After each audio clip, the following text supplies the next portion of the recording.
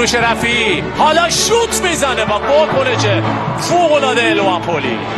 لحظات سخت و دشواری رو داره سپری میکنه. یه لحظه هم سر میخوره سروش رفیعی. برخوردی پشت محوطه جریمه دوباره برمیگرده گبلسیانی. موقع گلزنی هست برای پرسپولیس و واکنش تماشای دروازه‌بانی که دروازه نساجی رو بسته نگه میداره. شروع خوب پرسپولیس روی واکنش دروازه‌بانی که قطعا میتونه بازم این واکنش ها رو نشون بده و ناجی تیمش باشه.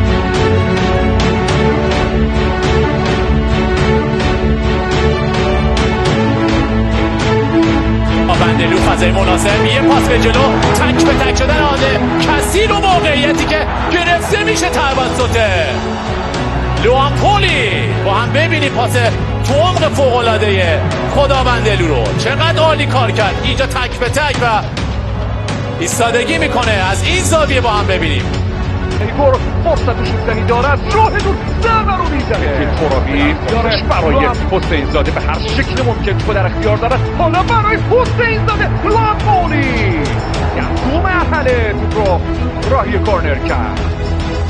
پاس برای حسین زاده و این توپی که زده شد و دو مرحله توپ راهی کورنر شد. خبری از گل نیست فعلا، همچنان بازی بدون گل. شانس حسین زاده یار نبود. های کار تراکتوریا بازی چشم نوازیه. بازی تراکتور ترابی فقط برای سالی رو بقیه فرصت برای نادری هست. محمد نادری خیزد که خیلی بهتر از این هر اونجا ضربشو میزنه. ضربه خوب و کار رو کنه خود ریکاردو تو مگای دروشکی تو میتونه گل بشه. نشد توپ بعدی هم نشد. لوامپولی خودش و تیمش رو به گل برسونه. دروشک چه پاسی داد، چه پاس خوبی بود از آلوز. این توپ اولو گرفت، توپ دوم رو هم لوامپولی نذاشت به حسین زاده برسه. ببینید پاس ریکاردو رو خیلی خوب بود. ستاره بیچونه چراییه برای تراکتور. پاس رو بقیه برای ریکاردو آلوز. گل بزنه شب شالی میشه. تصویر آهسته این ضربه ریکاردو آلوزه. لوامپولی یه دور زد برگشت کوتاه درون محوطه جریمه اونجا تو به تیر دروازه خورد و نه گل نشد. همینجا تو به پای بازیکن نساجی برخورد کرد. اینجا علی قربانی ازاده پشت محوطه جریمه یکی دو بار پا عوض کرد. حالا برای هاشم نژاد و ضربه که اونجا لوامپولی برمیگردونه. درست در 13مین دقیقه این اتفاق رخ داد و اجازه نداد لوامپولی تا ضربه هاشم نژاد راهی به چارچوب پیدا. خود نادری جلو میاد یک ضربه از راه دور و عکس‌العمل زیبای لوامپولی که با یک شیرجه بلند توپ رو به کورنر میفرسته تا قفل دروازه نساجی در نیمه اول کماکان بسته باقی بمونه. ترابی برای سال کثیر در اون محوطه جریمه یه فرصت ضربه‌ای که اونجا با پای لوامپولی به کورنر میره و باز هم ناجی دروازه نساجی میشه. این دروازه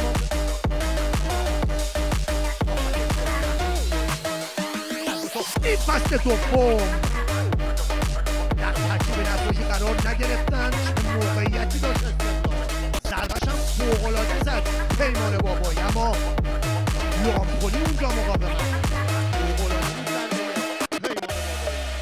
دو کرد در مسافه رئال. حالا این فرصت برای باغبان. کاسبک رو به بیرون و زوبان شانس هم نداره. لوامپولی شده مانوئل نویر داره. یک و دوی کوتاه، یه ارسال در محوطه، یه فرصت و حرکت زیبای لوامپولی که اجازه نداد مسعود ریگی دروازه نصر تعادل یامگا به همراه فرصت برای تیم استقلال و چه حرکتی انجام میده لوامپولی. حرکت خوبه میلاد زکی‌پور تعادل یامگا به هم برد و اما بهتر از اون این کوین یامگا بود. معذرت میخوام این لوامپولی بود که اجازه نداد دروازه نساجی روی پاشنه بچرخه. اندونگ تو مدافعان تیم نساجی خود روی ریباند همونجا ضربه‌ای که زده میشه و باز هم پولی برگردون توپو. مادونی کمالوف اریک و نتونه تماس در عمق بلند، موقعیت برای بازیکنان اردکان، واکنش خوبه لوآمپولی. یه بار دیگه یه موقعیت، ببینیم نهایتا چه اتفاقی میاد به پشت محوطه. یه ضربه خطرناک در حرکت خوب لوآمپولی و دوباره بازیکنان تیم گلگهر توسط تیکدری هستن که ضربه رو به بیرون میفرستن. اونجا پشت محوطه جریمه به این شکل ضربه فنیشو زد، اما بهتر از اون لوآمپولی اجازه کار رو نداد و در برگشت تیکدری نژاد ضربهش به بیرون پشت توپ قرار خواهد گرفت و جدال او با لوآمپولی در 37مین دقیقه. باید ببینیم به چه شکلی از این ضربه استفاده خواهند کرد. احمد زنده‌رویی که پنالتی زن اول گلگهری‌ها هست در میان سوت و هیاهوی تماشاگران ضربه زده میشه و میگیره. لوآمپولی اجازه نمیده تا دروازه فرصت هست برای مثل شهر بابک در اون محوطه. یه ارسال به دیرک اول که اونجا لوآمپولی اجازه کار رو نداد. مجددا فرصت برای وهابزاده هست در 31مین دقیقه. این لحظه ای است که فرصت برای تیم مثل شهر بابک به دست اومد و در 2 مرحله اجازه کار رو ندادن و اونم لوآمپولی بود. خوب آرش رضاوند فرصت برای استقلال، شوت میزنه آرش رضاوند، واکنش لوآمپولی و ضربه کورنر برای استقلال به دست میاد. تیم شهر میلوشویچ شوتی که آرش رضاوند زد، پاس رو به بیرون، یه ارسال، یه ضربه سر و عکس‌العمل زیبای لوآمپولی. هنوز در اول محاسبه میشه، مطلق زاده به توپ ضربه میزنه، اونجا برمیگردونه پولی. ضربه فنی رو به روی دروازه زد. اینجا بود که مطلق زاده توپ رو زد و پولی سمت چپ فرصت برای جبیره. شجاعی توپ رو ارسال میکنه به دهانه دروازه و این بار لوآمپولی دروازه نساجی رو نجات داد. هر دو تیم یه شوت از راه دور، چه شوتی زد سینا اسدبیگی. ببین چقدر خوب زد سینا اسدبیگی. سهرابیان حال موقع برای فولاد خوزستان خطرناک مجتبی نجاریان و باز هم لوآمپولی. چه شوتی زد مجتبی نجاریان. امید حامدی فر خودش میزنه اونجا، میرفت تبدیل به گل بشه که لوآمپولی دروازه‌بان برزیلی نساجی مازندران خود تیکدری میتونه گل رو بزنه. مهدی تیکدری حالا این طرف کمال رو داره. مهدی تیکدری یه مقدار خودخواهی کرد. مهدی تیکدری یه بازیکن از نساجی رو از پیش رو برداشت و اینجا میتونست تبدیل به گلش کنه، اما اینجا دیگه اضافی بود. اجازه کار رو نمیدن. حالا یه پاس سریع برای طباطبایی که از لوآمپولی از دروازه خارج شد و اثر گذاشت و سریعا در موقعیت ضد حمله باز هم خیبریا توسط مهران احمدی. یه پاس برای سیفی چوقایی، یه ضربه از دستان بولی جدا شد و مجددا فرصت برای خیبریا و به هر شکل ممکن این توپ به بیرون میره. یه لحظه اما راهی به چارچوب پیدا نکرد. ضربه اول رو زدن.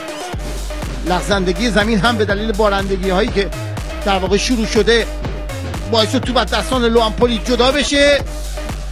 توپ بعدی رو زقایی اونجا بعید محمدزاده یه لحظه اشتباه کنه. فرصت برای تیم خیبریا و حرکت زیبای لوآمپولی. درست در 33مین دقیقه یه لحظه مهاجم خیبری ها طباطبایی از محمدزاده جدا شد و ضربهشو به این شکل زد که حرکت خوبه بازی، کنترل خوب از برزای در اون محوطه جریمه و توپی که به پایه دیرک عمودی برخورد میکنه و به بیرون میره. برزای به این شکل ارسال کرد و اسپاهیو ضربهشو زد که با خوششانسی میتونیم بگیم توپ وارد دروازه نشد. کنترل خوب برزای، توپی که ارسال شد در یک فضای مناسب بدون مزاحمت. یک پاس رو به جلو، لطیفی آفسایدیست، یک ضربه از امید لطیفی، موقعیتی که برای زباهن از دست میره. چقدر با هم داره موقعیت از دست میدن این مسابقه. یه موقعیت دیگه، یک ضربه از زاهدون و اعلام آفساید. توپی که اونجا اعلام آفساید میشه. با هم ببینیم ضربه که به ایز با یک دست اونجا توپ رو دور میکنه. از این ما هم ببینیم ارسال بشه، ارسال آذرباد از همه رد، یک ضربه خوب و توپ درست جای میره که لوامپولی حضور داره. خود زنده رو یه ضربه خطرناک و توپی که برگشت میده لوامپولی اونجا درون محوطه جریمه و اعلام آفساید.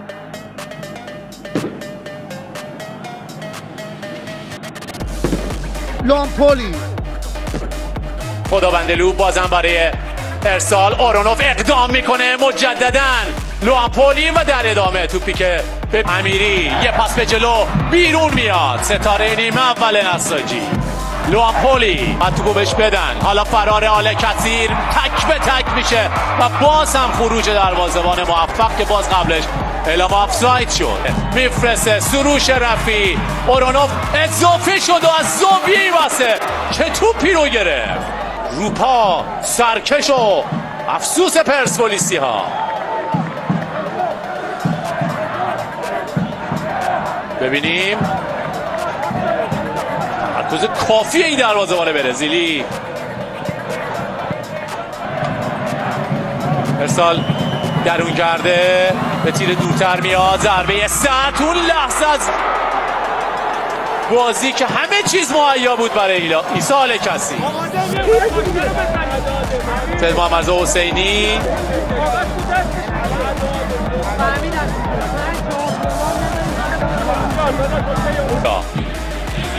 مهری رو دروازه مشت میکنه توپ رو.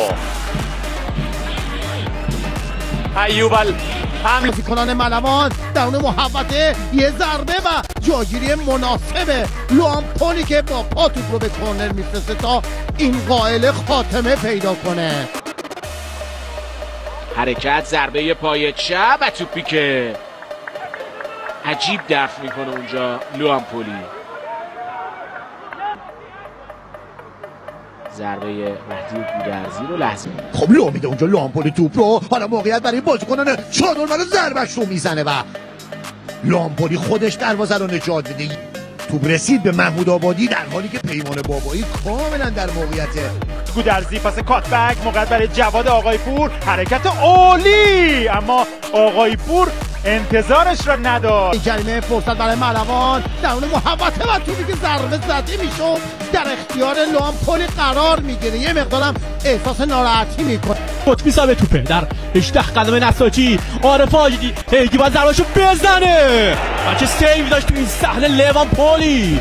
نمیگذاره که دروازه نساجی باز بشه. ضربه تماشایی عارف حاجی رو به کورنر فرستاد، مستقیم به سمت دروازه ضربه بزنه. همین کارو هم میکنه اما ضربه پرقدرتی نیست و لوامپولی به راحتی توپ رو در اختیار. حالا ببینیم چگونه ضربه زده. یه ضربه زمینی و توپی که در اختیار پولی قرار میکنه برای بازیکن خودی و توپی که ارسال و اونجا باز هم لوامپولی. حالا فرصت برای رامین رضاییان، یه ضربه و توپی که با سر توپ میزنه. یه ارسال مواج در اون محوطه جریمه و توپی که اونجا رسید به لوامپولی. یک ارسال اونجا برای محمد عسکری. فولادی ها صاحب موقعیت، ضربه که زده میشه و با دخالت مدافعین و جاگیری مناسب لوامپولی توپ به دروازه‌بان عربی ساد به روی دروازه سلیمانی و گوهر پشت محوطه جریمه در اون محوطه. حالا یه فرصت و لوامپولی با دو دست توپ رو دفع میکنه و در ادامه خطای بازیکنان گلگهر اعلام میشه. بعد از یکی دو بار رفت و برگشت و خطایی که اعلام نشد به این شکل ضربه بازیکن گلگهر رو لوامپولی به خوبی بیمه سر توپ میزنه. یه ضربه فنی توپ در اختیار لوامپولی قرار میگیره. یه لحظه از دستش رها شد اما خودش مجددا توپ رو در اختیار گرفت. موقعیت دارن بازیکنان ملوان، یه ضربه زمینی و توپ درست به جایی میره که لوامپولی به راحتی به آغوش کشید. ضربه‌ای که رضا قندیپور زد به این شکل.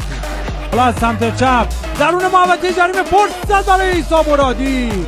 اسپاهیو باز هم اسپاهیو میزنه به سمت دروازه و توپی که خطرناک و آرام آرام از کنار دروازه نساجی به بیرون میره و کورنر از به ادامه کار میده. سباستین اسپاهیو یک ضربه زمینی اما درست به جایی که باید ضد حمله برای مسی های رفسنجان هست. پشت محوطه یه ضربه زمینی و شمس آذر موقعیت هست برای ارسال به درون محوطه جن موقعیت برای نساجی که توپ رو دقیقاً حالا آقای کوپال ناظمی در سود خودش دمید علی آزادمانی ضربه که میزنه موقعیت برای شمس آذر خودش توپ رو دور کرد. لوآن پولی واسه موقعیت هست برای شمس آذر و عکس العمل زیبای لوآن پولی توپ رو به کورنر فرستاد.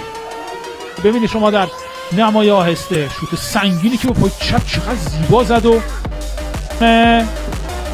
موقعیت هست برای شمس آذر. چه موقعیتی از دست داد مجتبی فخریان. کماکان توپ رو در اختیار دارن بازیکن شمس آذر رو ضربه که میزنن توپ در اختیار لوآن پولی قرار میگیره. خشایار زبرجد بود این چه یه فرصت ضربه که در زاویه بسته زده میشه به سر توپ یه ارسال درون محوطه جریمه یه ضربه خطرناک اما کمجون و توپ در